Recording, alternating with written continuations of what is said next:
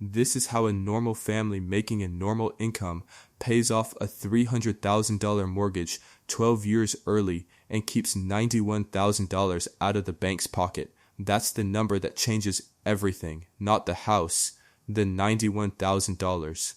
Let me tell you where I started, because none of this works if you think I'm some finance guy who's never carried debt.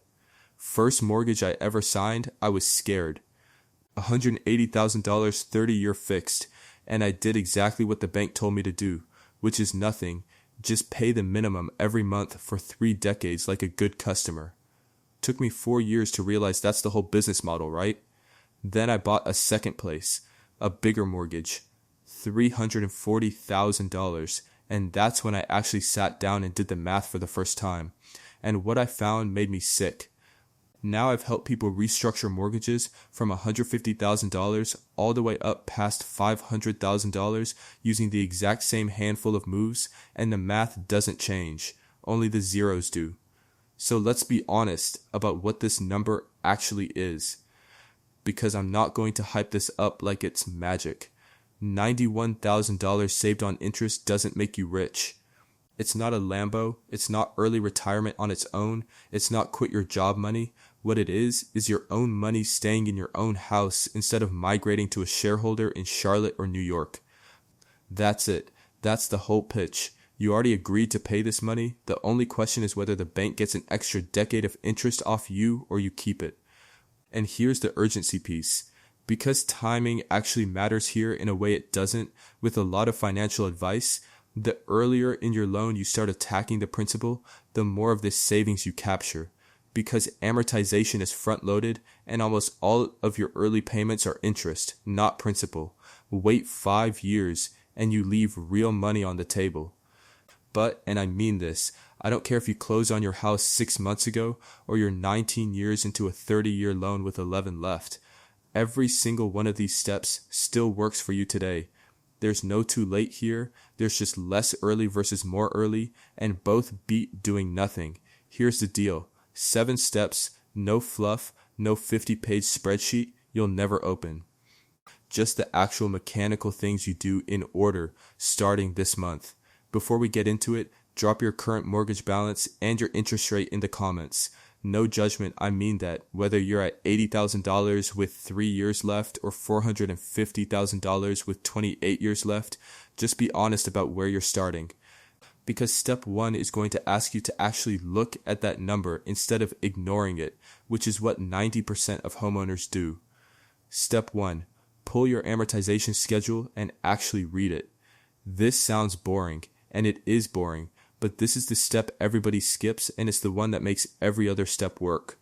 Your lender has this document, it's called an amortization schedule, and it shows you, payment by payment, exactly how much of your money goes to interest versus principal for the entire life of the loan.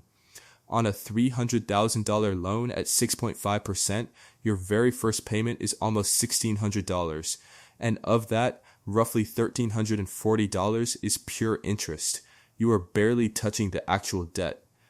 People think they're paying down the house every month and they're mostly just renting the bank's money at a premium. Once you see this in black and white, the rest of these steps stop feeling optional. Step 2. Switch to bi-weekly payments, but do it the right way, through your lender or servicer directly, not through some third-party company that charges you a setup fee to do something you can do for free. Here's the math nobody explains. Paying half your mortgage payment every 2 weeks means you make 26 half payments a year, which equals 13 full payments instead of 12. You've made 1 extra full mortgage payment a year without ever feeling it, because it's just spread across your paycheck cycle. On that same $300,000 loan, that one move alone shaves off around 4 years and saves you close to $35,000 in interest. Call your servicer this week and ask specifically, do you offer bi-weekly payments applied directly to principal with no fee? If they say no or try to upsell you a program, you can do the DIY version. Just take your monthly payment, divide by 12, and add that as extra principal every month. Same effect, 0 fees. Step 3. Round up, and I mean actually round up, not to the nearest dollar, to the nearest 100. If your payment is $1,647, you pay $1,700. If it's $230, you pay $2,200. This feels almost stupid because the number looks small, but consistency is what makes amortization schedules bend. On a $300,000 loan, rounding up by roughly $150 to $200 a month, every month, for the life of the loan, cuts 3 to 5 years off depending on your rate. I did this on my own second mortgage, rounded a $2,240 payment up to $2,400, and over 6 years that's put almost $12,000 straight onto principal that I genuinely didn't notice missing from my checking account. Step 4. One lump extra payment a year, ideally tied to something predictable, a tax refund, a bonus, an escrow refund check. This is different from step 2 because it's a chunk, not a drip. Even a single $2,000 extra principal payment once a year, stacked on top of everything else, takes another year plus off a typical 30-year loan. And when you send it, this part matters, you have to specifically write apply to principal on the payment or select that option online. Otherwise, a lot of servicers will just apply it to your next month's payment and call it even, which does almost nothing for you. Step 5. And this is where you actually pick your lane, so pay attention. Decide between refinancing to a shorter term versus just paying extra on your current loan, because people get this backwards constantly. A 15-year refinance forces discipline through a lower rate and a shorter term, but it also locks you into a higher required payment with closing costs of $3,000 to $6,000 upfront, and it only makes sense if your current rate is meaningfully higher than what's available now. We're talking at least a full percentage point, ideally more, or it's not worth the paperwork. If your rate is already low, and for a lot of people who bought or refinanced in 2020 or 2021, sitting at 3% or under, refinancing to pay it off faster is actually one of the worst moves you can make. You'd be trading a 3% loan for a 6% loan just to get a shorter term, and that math almost never wins. In that case, skip refinancing entirely and just apply steps 2 through 4 on your existing low-rate loan. This is one of those places where the obvious sounding move is the wrong one, so run your specific numbers before you touch your rate.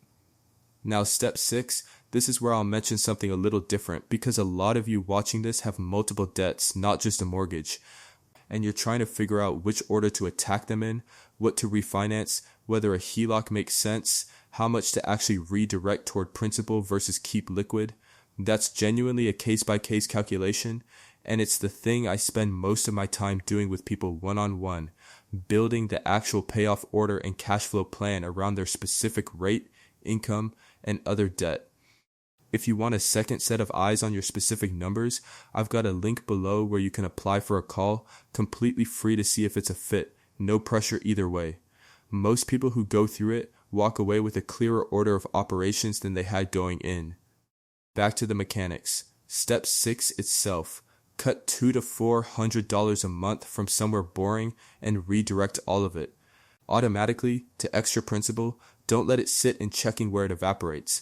I'm not talking about giving up your life. I'm talking about the stuff that's genuinely negotiable for 12 to 18 months. The $85 a month streaming bundle you don't watch half of, eating out 3 times a week instead of 5, that gym membership you haven't used since February. This is temporary, 12 to 18 months of mild discomfort, not a life sentence of beans and rice. And I want to name the alternative people fall for here because it's tempting. Don't go chase some debt payoff side hustle gimmick where you're reselling stuff off Facebook Marketplace for gas money. The actual math on that is almost always worse than just tightening $200 to $300 a month from your existing budget for a year, and it burns you out faster than it pays down principal. Redirect that same $200 to $300 straight to extra principal every single month on autopay and on a $300,000 loan. That alone can take 4 to 6 years off the back end. Step 7, and this is the hardest one, full stop. Do not let your payment shrink when your income grows. This is where almost everybody who's doing great on steps 1 through 6 blows the whole plan.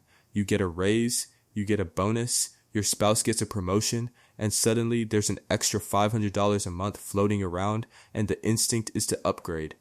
Bigger car payment, nicer vacations, a boat, I've watched people who were 18 months from mortgage freedom talk themselves into a $45,000 truck because we can afford the payment now, and that single decision added 9 years back onto their timeline.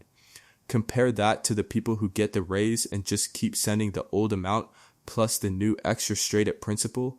Those are the people who actually hit the finish line. When my own income roughly doubled a few years back, I kept my personal spending flat for 18 months and every extra dollar went to principal and investing, and it's the single reason I own property outright today instead of still making payments on it.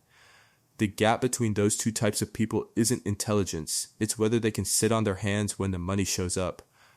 So if you remember nothing else, pull your amortization schedule, switch to bi-weekly payments, round your payment up to the nearest 100, make one lump extra payment a year, decide refinance versus extra payment based on your actual rate gap, cut $200 to $400 a month into automatic extra principal, and don't let lifestyle creep eat your raises. Here's the zoom out. Say you free up that mortgage 12 years early instead of 30 years in. That's 12 years where you're not sending $1,600 to $2,000 a month to a lender. If you took even half of that freed up payment and put it into a basic index fund for those 12 years, you're looking at another few $100,000 of investment growth on top of the interest you already saved. The house payoff isn't the finish line, it's the thing that frees up the money that becomes the actual finish line. And one more thing before you go, don't fall for the just rent forever and invest the difference argument as some kind of universal rule that means paying off your house is pointless. That's a spreadsheet argument that ignores the fact that a paid off house is the one asset that can't be foreclosed on, can't be repossessed, and doesn't care what the market's doing in a recession. The math nerds will fight you on optimal returns forever. Meanwhile, the people with paid off houses sleep fine during layoffs. Look, this isn't glamorous. Nobody's making a movie about you rounding up your mortgage payment by $180 a month for 11 years. It's slow, it's a little boring, and there will be months you want to skip the extra payment and just enjoy the money. That's honest, and I'm not going to pretend otherwise. But I want to see you get to the day you make that last payment and actually own your house, not the bank. Take step 1 this week, go pull that amortization schedule, and we'll see you in the next one.